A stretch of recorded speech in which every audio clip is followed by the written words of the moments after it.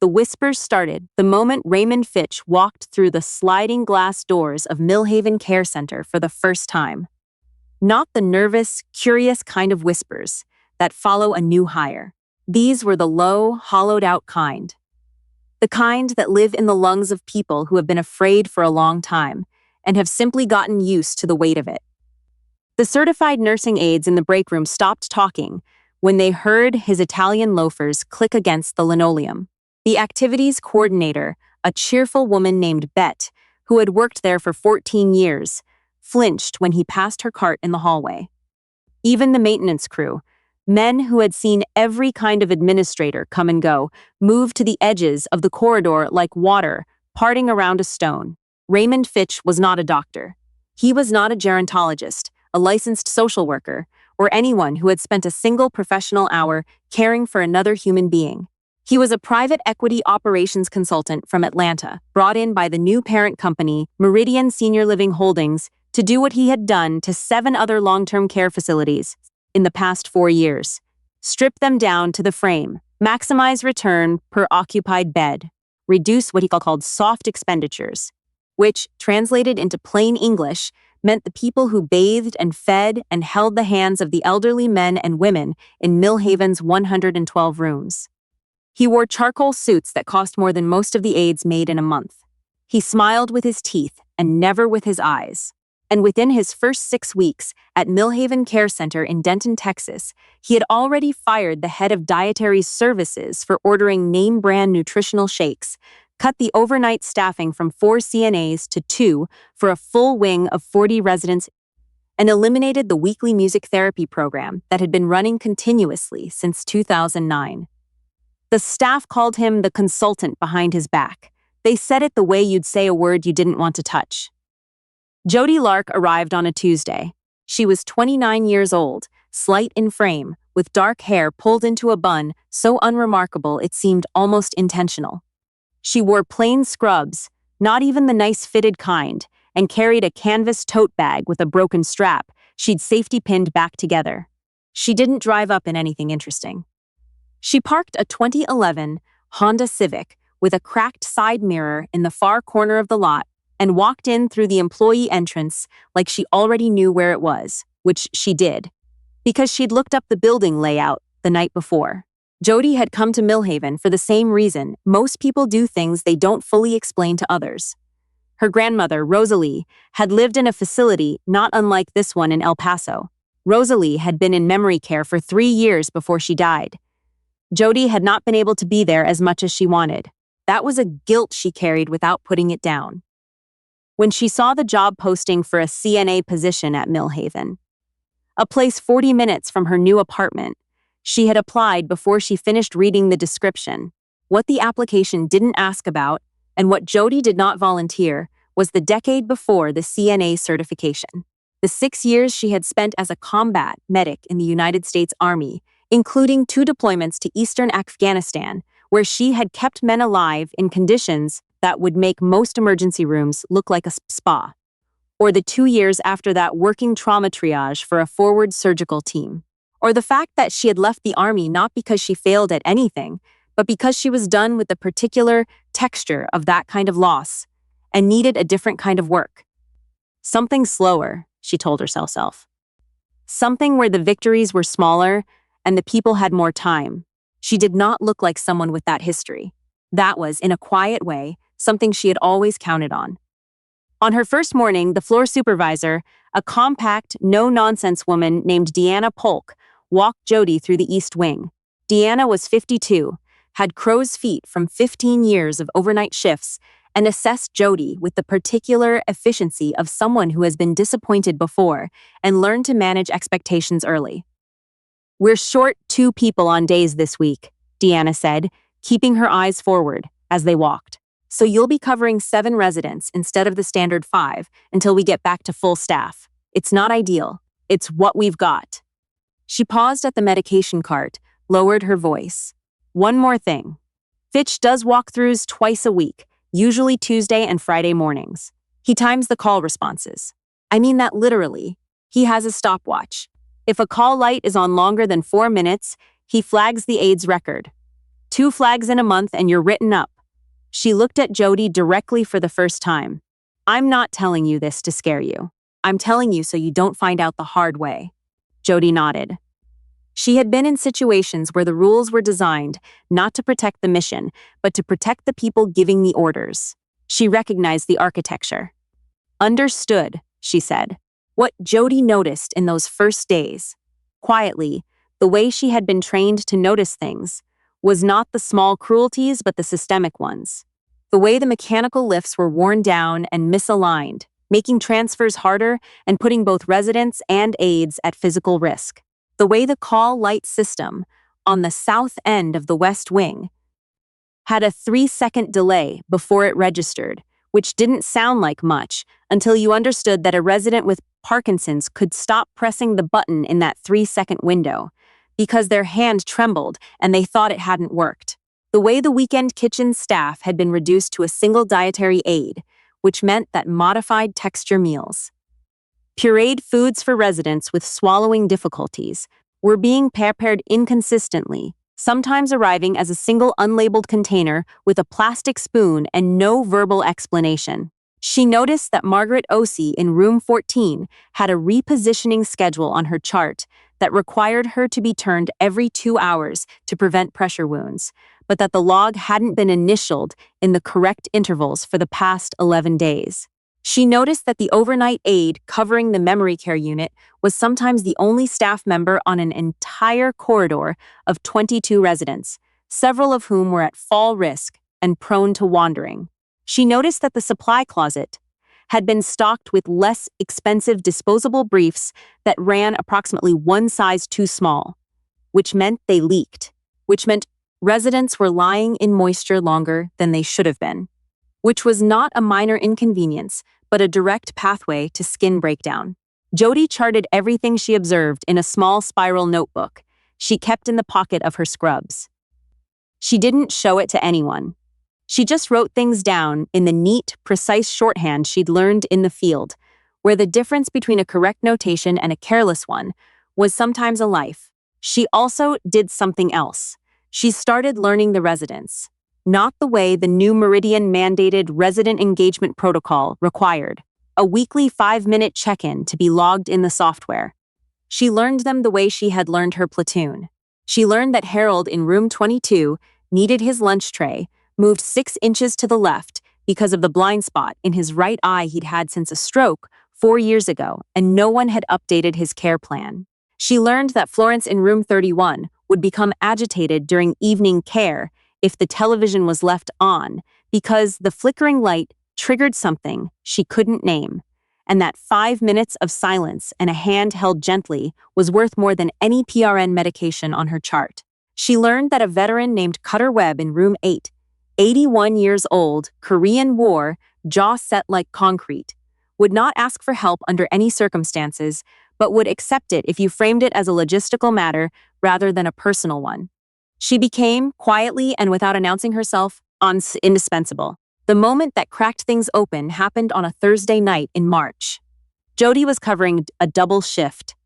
The overnight aide on the memory care wing had called out sick, and because staffing had been cut to the bone, there was no one to call in. Deanna had asked if Jodie could stay. Jodie had said yes, because the alternative was leaving the wing uncovered, and she was constitutionally incapable of doing that.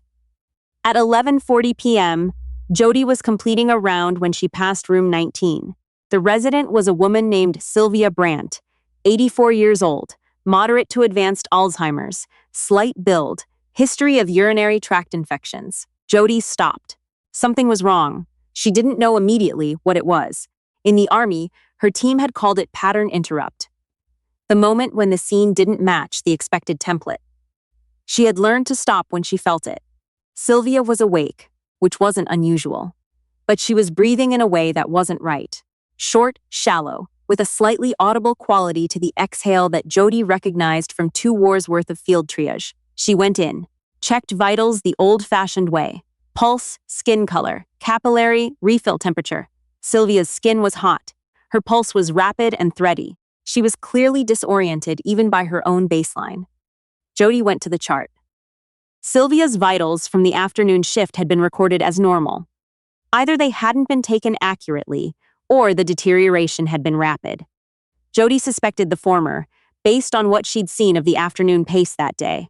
She called the on-call physician, a Dr. Emmett Chu, who covered 3 different facilities on a rotating basis, and whose response time was at best unpredictable. She described Sylvia's presentation in specific clinical terms, not the hedged, apologetic language she'd seen other aides use when calling a doctor in the middle of the night, but direct, sequenced, unambiguous. Pulse rate, respiratory patterns, skin presentation, timeline, differential considerations. There was a pause on the other end of the line. "What's your background?" Dr. Chu asked. "Certified nursing aide," Jodie said. "I also did 6 years as a combat medic, but that's not on the paperwork." Another pause. "I'll be there in 20 minutes, he said. "Keep monitoring and call EMS if anything changes before I arrive." Sylvia was transferred to the hospital that night with a diagnosis of urosepsis, a urinary tract infection that had progressed into the bloodstream. The emergency physician later told Deanna that if Sylvia had not been caught when she would not have survived the night. Deanna found Jodie in the break room at 6 a.m., still in her shift clothes, eating a granola bar with the methodical efficiency of someone fueling up rather than enjoying a meal. "That was good work," Deanna said. She sat down across from her. "How did you know?" "The breathing," Jodie said. And she was holding herself differently. People in significant pain hold their bodies a certain way. She paused. Also, the infection markers had been there for a couple of days if you looked at the charting pattern. Small things. Nobody connected them because we're each only seeing our slice. Deanna looked at her for a long moment. "Have you thought about nursing school?" "I've thought about a lot of things," Jodie said, and didn't elaborate. What she didn't tell Deanna was that she had also, in the previous 2 hours, drafted a detailed written summary of what had happened. Not just the medical event itself, but the conditions that had made it more likely. The inadequate overnight staffing, the inconsistency in vitals documentation across shifts, the absence of a unified system for flagging gradual clinical decline in a population where acute change could look, to an undertrained eye, like normal variability. She had 4 pages of tight, organized observations in her notebook, and she was starting to understand what she needed to do with them. Raymond Fitch held his quarterly operations meeting on a Friday morning in the facility's conference room. It was not a dialogue. It was a presentation delivered with the flat authority of someone who expects to be listened to and has not recently been challenged. The department heads sat around a laminate table: nursing, dietary, activities, housekeeping, maintenance, in the specific silence of people who have learned that speaking costs more than staying quiet. Fitch stood at the head of the table with a laptop and a clicker. He was pleased with the numbers. Cost per occupied bed was down 11% from the prior quarter. Supply expenditures were within the new Meridian targets. Labor cost per hour had been reduced through what he described as strategic scheduling optimization, which the people in the room recognized as the elimination of full-time positions in favor of part-time shifts that didn't qualify for benefits. "As you can see," Fitch said, clicking to a slide with a rising green bar, "Millhaven is tracking ahead of the regional average in operational efficiency. That puts us in a strong position for the Meridian Excellence Award consideration." He paused. He did the thing with his teeth. "Any questions?" Nobody said anything.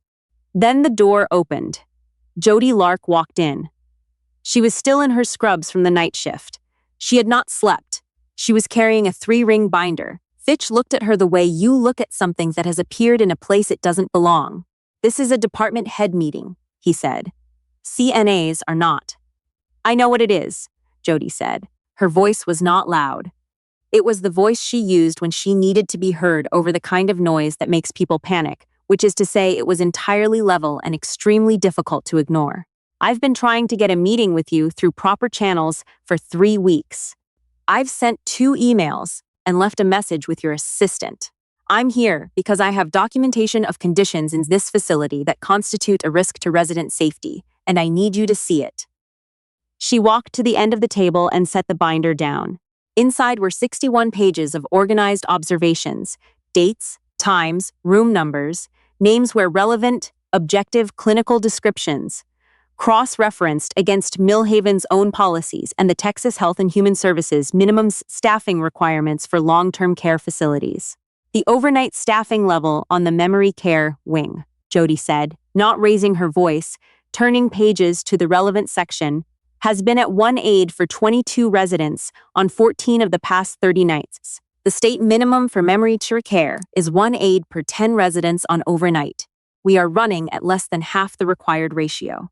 The room had gone very still. The mechanical lift in the East Wing, she continued, has been flagged in this binder by 3 separate aides over 4 months. It has not been serviced. Last week, it failed during a transfer. The resident was not injured. The aide wrenched her back. Neither incident was formally reported because the aide was afraid of retaliation. I have her statement signed.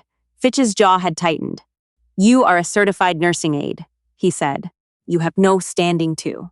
The nutritional supplement substitution, Jodie said, not stopping, reduced the protein content per serving from 16 grams to 9 grams. For residents with wound healing protocols or muscle wasting diagnoses, that difference is clinically significant. I've cross-referenced it against the dietary orders of 11 residents currently on the floor. 7 of them have diagnoses that require the higher protein level. She turned to the last section of the binder, and this is the incident report I filed for Sylvia Brandt in room 19, along with the hospital transfer documentation and the treating physician's notes.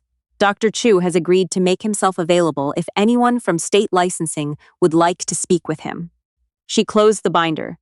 She looked directly at Raymond Fitch. I'm not doing this because I want to cause problems, Jodie said. I'm doing this because I have been in rooms where people died because someone up the chain decided the math mattered more than the body in the bed. I've done that in places you'd call war zones. I am telling you that what is happening in the East Wing and the memory care corridor of this building is its own kind of war zone. And the casualties are just slower and quieter, and the people taking the hits don't have anyone to call. The silence after she stopped talking was the particular kind that happens when everyone in a room is recalibrating. Fitch said, "You're terminated. Effective immediately." Jodie picked up her canvas tote bag from where she'd set it by the door. I expected that, she said. Which is why, before I came in here, I faxed copies of this binder to the Texas Health and Human Services Regulatory Services Division, the Long-Term Care Ombudsman for Region 3, and the Centers for Medicare and Medicaid Services Regional Office in Dallas. She looked at him steadily. The originals are with my attorney.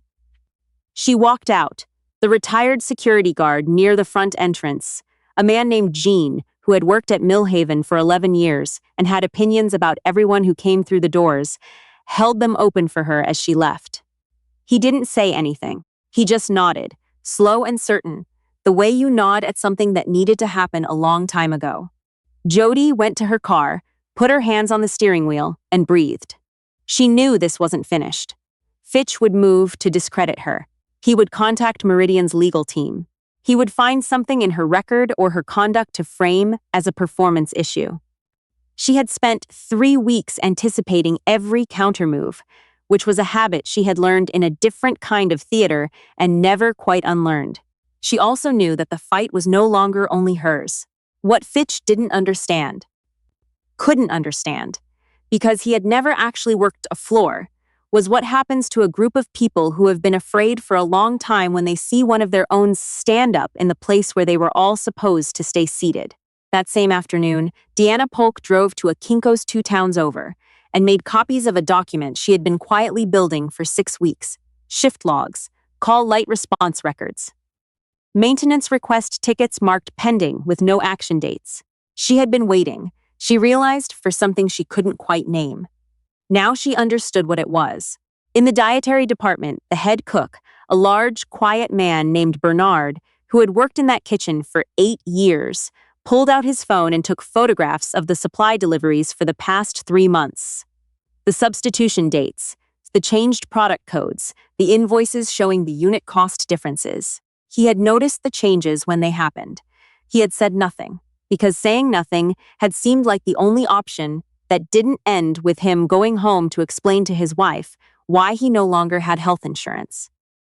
Now he zipped the photos to an email address and pressed send.